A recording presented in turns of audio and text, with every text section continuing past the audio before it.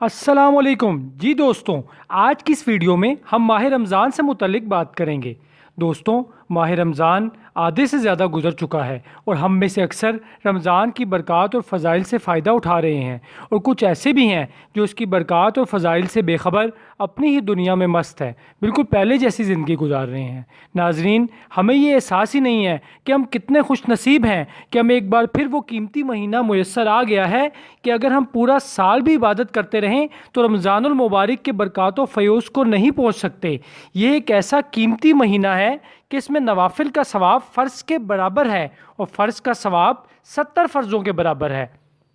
اللہ رب العزت رمضان المبارک میں ہم پر ایسی رحمت کی چادر اوڑھ دیتے ہیں کہ جو عبادت گزار سب کے سب روزے رکھتا ہے وہ ان کو حاصل کر لیتا ہے،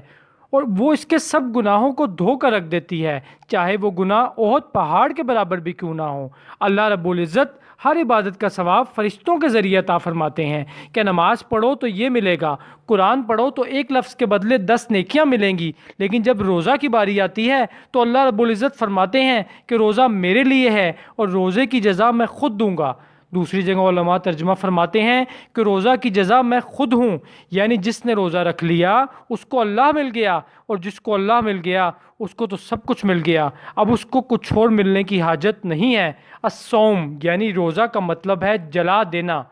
یعنی روزہ گناہوں کو ایسے جلا دیتا ہے جیسے آگ سوکھی لکڑیوں کو۔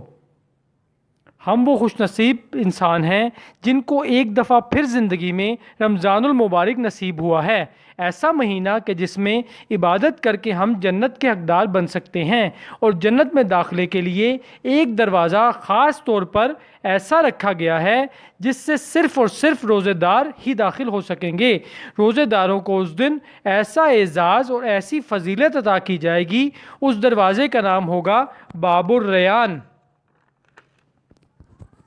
تو آج اگر گرمی، بیماری یا پھر کمزوری کے باوجود اگر ہم خلوص نیت سے روزہ رکھ لیتے ہیں تو آخرت کے دن ہم بھی اسی دروازے سے جنت میں داخل ہو کر ہمیشہ ہمیشہ کے لیے خوش نصیب بن سکتے ہیں۔ آپ صلی اللہ علیہ وسلم نے ارشاد فرمایا، رمضان کے 3 عشرے ہیں۔ پہلا عشرہ رحمت کا ہے، دوسرا عشرہ مغفرت کا ہے، اور تیسرا عشرہ جہنم سے نجات کا ہے۔ رحمت کا عشرہ ختم ہو چکا ہے، وقت گزرتا جا رہا ہے، مغفرت کا عشرہ ختم ہونے کو ہے، اور اب اگلا عشرہ ہے جہنم سے نجات کا۔ تیسرے عشرے کے لیے آپ صلی اللہ علیہ وسلم نے دعا فرمائی ہے، اللہم اجرنی من النار۔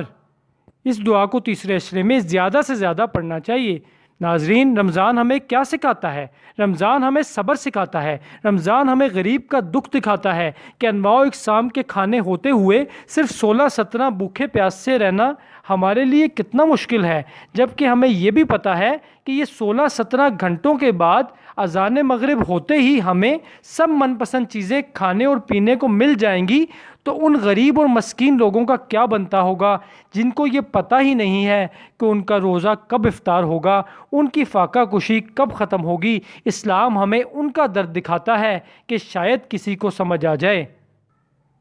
حضرت سلیمان رضی اللہ تعالیٰ عنہ کہتے ہیں کہ نبی کریم صلی اللہ علیہ وسلم نے شعبان کی آخر تاریخ میں ہم لوگوں کو واعظ فرمایا کہ تمہارے اوپر ایک مہینہ آ رہا ہے جو بہت بڑا مہینہ ہے، بہت ہی مبارک مہینہ ہے، اس میں ایک رات ہے شب قدر جو ہزاروں مہینوں سے بڑھ کر ہے۔ اللہ رب العزت نے اس کے روزہ کو فرض فرمایا ہے اور اس کے رات کے قیام یعنی تراویح کو ثواب کی چیز بنایا ہے۔ جو شخص اس مہینہ میں کسی نیکی کے ساتھ اللہ کا قرب حاصل کرے وہ ایسا ہے جیسا کہ غیر رمضان میں فرض ادا کیا، اور جو شخص اس مہینہ میں کسی فرض کو ادا کرے وہ ایسا ہے جیسا کہ غیر رمضان میں 70 فرض ادا کرے۔ یہ مہینہ بے شک صبر کا مہینہ ہے، اور صبر کا بدلہ جنت ہے، اور یہ مہینہ لوگوں کے ساتھ غمخواری کرنے کا مہینہ ہے۔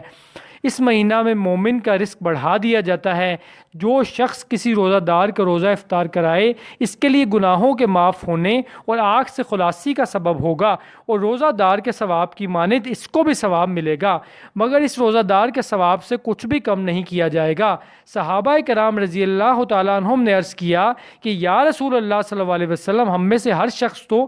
اتنی وسعت نہیں رکھتا کہ روزہ دار کو افطار کروائے، تو آپ صلی اللہ علیہ وسلم نے ارشاد فرمایا کہ پیٹ بھر کے کھلانے پر موقوف نہیں ہے، یہ ثواب تو اللہ جل شانہ ایک کھجور سے کوئی افطار کرا دے یا ایک گھونٹ پانی بھی پلا دے یا ایک گھونٹ لسی پلا دے، اس پر بھی مرحمت فرما دیتے ہیں۔ یہ ایک ایسا مہینہ ہے کہ اس کا اول حصہ اللہ کی رحمت ہے اور درمیانی حصہ مغفرت ہے اور آخری حصہ آگ سے آزادی ہے۔ جو شخص اس مہینہ میں ہلکا کر دے اپنے غلام یعنی خادم کے بوجھ کو، اللہ تعالی و شانہ اس کی مغفرت فرماتے ہیں اور آگ سے آزادی فرماتے ہیں۔ اور 4 چیزوں کی اس میں کثرت رکھا کرو، جن میں سے 2 چیزیں اللہ کی رضا کے واسطے اور 2 چیزیں ایسی ہیں کہ جن سے تمہیں چارہ کار نہیں۔ پہلی 2 چیزیں جن سے تم اپنے رب کو راضی کرو وہ کلمہ طیبہ اور استغفار کی کثرت ہے۔ دوسری 2 چیزیں یہ ہیں کہ جنت کی طلب کرو اور آگ سے پناہ مانگو۔ جو شخص کسی روزہ دار کو پانی پلائے، حق تعالیٰ کیا شانو قیامت کے دن میرے ہوش سے اس کو ایسا پانی پلائیں گے جس کے بعد وہ جنت میں داخل ہوتے تک پیاس نہیں لگے گی۔ اللہ رب العزت ہمیں اس مہمان مہینے کی صحیح قدر کرنے کی توفیق عطا فرمائے اور اس مہینے میں زیادہ سے زیادہ اجر و ثواب سمیٹنے کی توفیق عطا فرمائے، اور ہم یہ سمجھ سکیں کہ روزہ صرف بھوک اور پیاس کا نام نہیں ہے، روزہ آنکھ کا بھی ہے کہ ہم بے حیائی اور نامحرم کو نہ دیکھیں، روزہ تو کان کا بھی ہے کہ ہم گانا بجانا لغو باتیں نہ سنیں، روزہ تو زبان کا بھی ہے کہ ہم زبان سے صرف سچ بولیں، جھوٹ اور لہو